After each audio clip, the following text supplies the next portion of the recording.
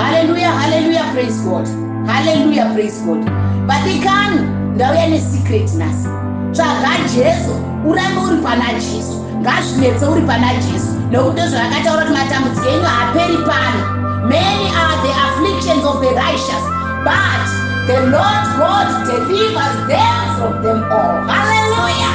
Matambudziko aya asako, ende haana kunangana neni.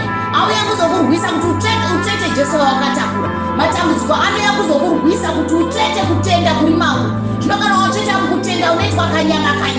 Mumwe munhu anotofunga kuti zvinodadisa. Kuti enze inini handingachanarami ndichinamata Mwari nekuti havasi kupindura.